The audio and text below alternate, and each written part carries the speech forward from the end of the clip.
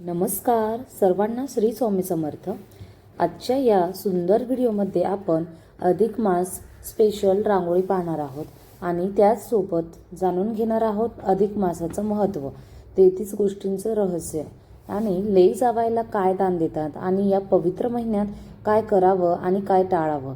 तर म्हणूनच व्हिडिओ शेवटपर्यंत नक्की बघा। आपल्या हिंदू धर्मात अधिक मासाला खूप पवित्र मानलं जातं। हा महिना प्रत्येक 3 वर्षांनी एकदा येत असतो आणि याला पुरुषोत्तम मास असेही म्हणतात किंवा धोंड्याचा महिना अधिक मास असेही म्हणलं जातं। तर आजच्या व्हिडिओमध्ये आपण जाणून घेणार आहोत अधिक मासाचं महत्त्व काय आहे। अधिक मास म्हणजे काय, तर या महिन्यात चंद्र वर्षामध्ये 1 महिना वाढतो, त्यामुळे वर्षात 12 ऐवजी 13 महिने होतात। यालाच अधिक मास असे म्हणतात।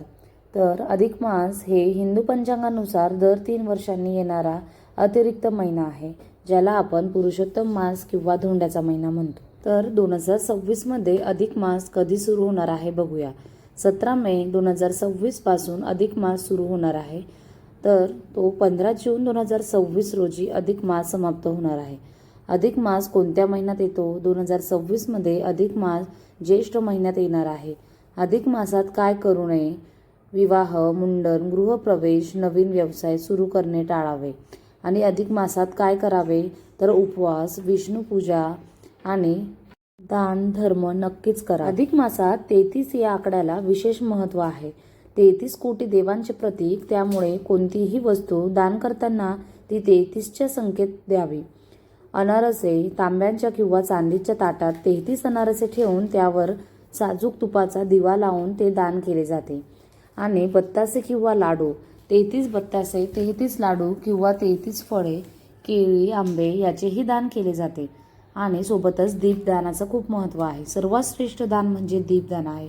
तर या महिन्यात विष्णू मंदिरासमोर किंवा नदीकाठी दीपदान करणे अत्यंत पुण्यकारक मानले जाते। अखंड दिवा लावणे किंवा ब्राह्मणाला 33 दिवे मातीचे किंवा धातूचे दान करणे खूप शुभ मानले जाते। आणि अन्नदान सुद्धा या महिन्यात केले जाते।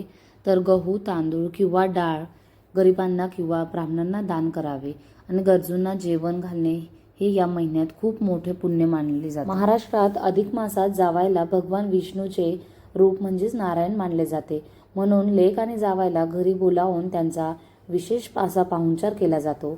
यालाच तर आपण धोंड्याचा महिना, वाण देणे असे म्हणतो। तर आपण अधिक मासामध्ये लेक जावायला जाळीदार पदार्थ म्हणजेच 33 बत्ताशे, 33 अनारसे, म्हैसूर पाक असे जाळीदार पदार्थ देण्याला पसंती जास्त करत असतो, कारण ते सूर्यकिरणाचे प्रतीक मानले जाते। म्हणूनच सर्वजण हे जाळीदार पदार्थाचे 33 संख्येमध्ये जावाई लेकीला दान करतात।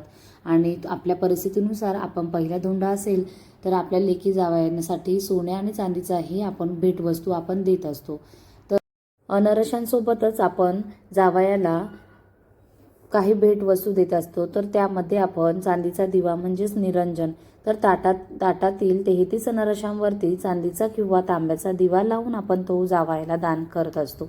अशा सोबतच आपण लेकीला सुद्धा आपण खास भेट देत असतो। जाव्यासोबतच लेकीचीही पूजा केली जाते आणि तिला सौभाग्याचं लेणी जसे की हिरव्या बांगड्या, कुंकू, करंडा आणि ओटी भरण्यासाठी लागणारे साहित्य दिले जातात। तर अनेक ठिकाणी लेकीलाही चांदीची जोडवी किंवा पैंजण देण्याची पद्धत आहे, तर तीही आपण अधिक मासमध्ये लेक आणि जावयासोबतच आपल्या आईचीही आपण ओटी भरावी। तर विवाहित मुलीने अधिक महिन्यात आपल्या आईची ओटी भरणे ही एक जुनी परंपरा असून त्यामागे आईप्रती कृतज्ञता व्यक्त करण्याची भावना आहे। तर शास्त्रानुसार विवाहित मुलीने एरवी आपल्या आईची ओटी भरू नये असे मानले जाते। मात्र अधिक महिन्यात म्हणजे पुरुषोत्तम मासमध्ये हा अत्यंत शुभ आणि पुण्यदायी मानला जाणारा महिना आहे, त्यामुळे आपण आईची ओटी नक्कीच भरावी।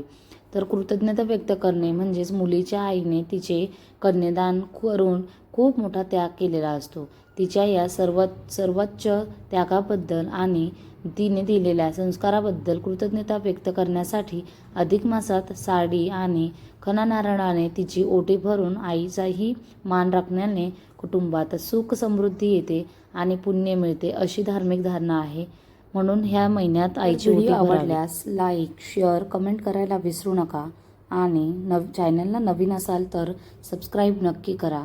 भेटूया नेक्स्ट व्हिडिओमध्ये। तोपर्यंत सर्वांना श्री स्वामी समर्थ। धन्यवाद।